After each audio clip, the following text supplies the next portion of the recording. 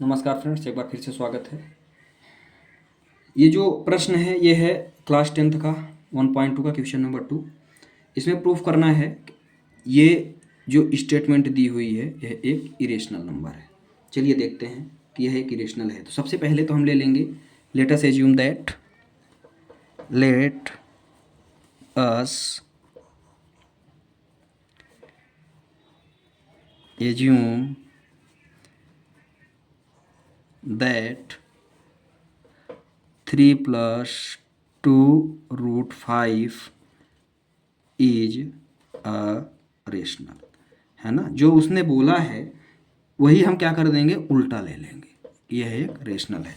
इसने बोला है कि आपको इरेशनल प्रूफ करना है, तो हम ले लेंगे कि भैया ये हमारे पास क्या है, यह एक रेशनल है।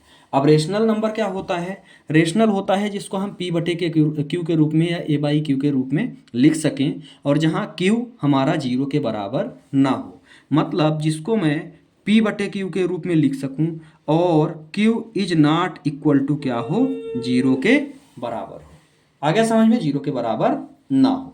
चलिए देखते हैं आगे। मतलब क्या है, हमने लिया कि भैया 3 + 2√5 हमारा क्या है, रेशनल नंबर है। रेशनल नंबर है, इसका मतलब हम p बटे क्यू के रूप में या a बाई बी के रूप में इसको लिखेंगे, तब तो ये रेशनल नंबर होगा। अब जो a और b है वो हमारा क्या है, वो हमारा दोनों a और b बोथ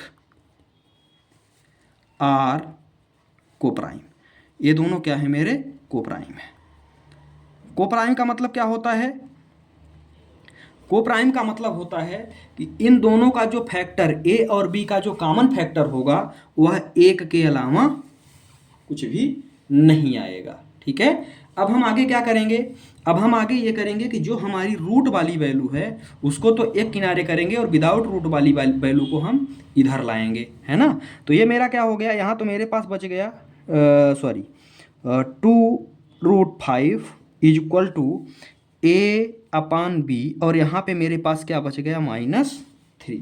ठीक है। अब यहाँ कुछ भी नहीं है तो यहाँ हम क्या कर देंगे, 1 ले लेंगे कॉमन, 1 ले लेंगे, और यहाँ क्या है 2√5 इज इक्वल टू, यहाँ से मेरा जो एलसीएम आएगा वो क्या आ जाएगा, b आ जाएगा। b से b कटा तो यहाँ क्या बचा, a -3b।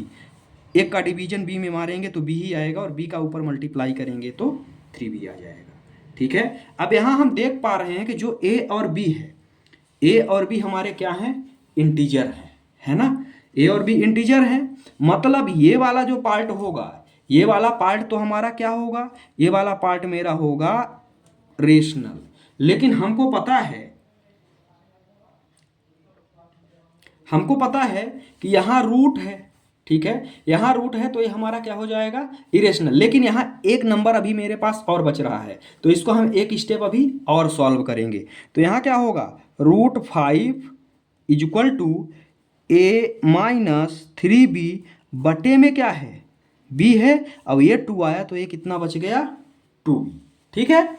एक स्टेप और सॉल्व करने के बाद मुझे क्या मिला, ये वाली वैल्यू प्राप्त हुई। ठीक है, जिसमें यहाँ a और b क्या है, a और b हमारे क्या है, इंटीजर है ना। a और b क्या है, इंटीजर है। मतलब ये हमारा क्या होगा, रेशनल। लेकिन हमको पता है कि √5 मेरा क्या है, इरेशनल नंबर है।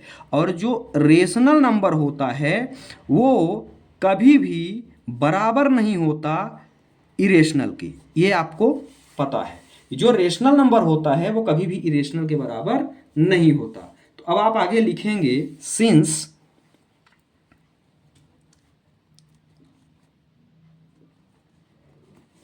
A and B are integer।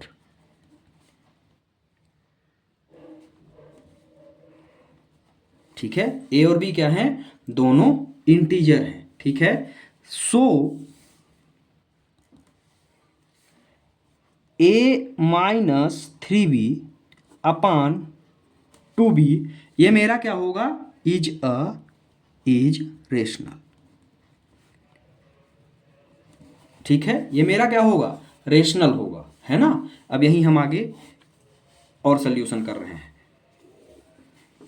ये मेरा क्या होगा, रेशनल होगा, बट वी नो दैट, हमको पता है,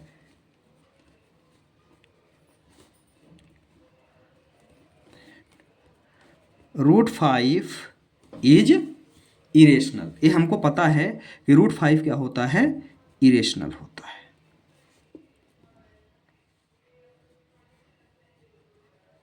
ठीक, तो अब आके जो हम मान के चल रहे थे कि हमारा क्या है, यह एक इरेशनल नंबर है। ठीक है, यह मुझे प्रूफ करना था। हमने माना क्या था कि हमारा यह रेशनल नंबर है, लेकिन हमने प्रूफ किया तो एक तरफ तो मुझे रेशनल मिल रहा है और एक तरफ मुझे इरेशनल मिल रहा है। ठीक है, और कभी भी रेशनल इरेशनल के बराबर नहीं होता है। तो अब हम लिख देंगे दिस, जो हम मान के चल रहे थे वो हमारा क्या है, गलत है।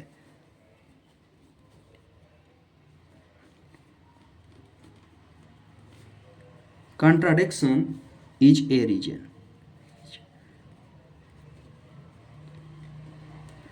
because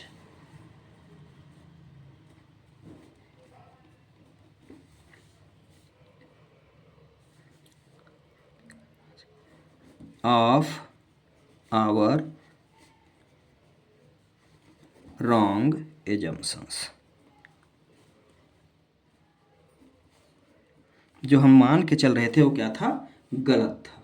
ठीक है, 3 + 2√5 इज इरेशनल।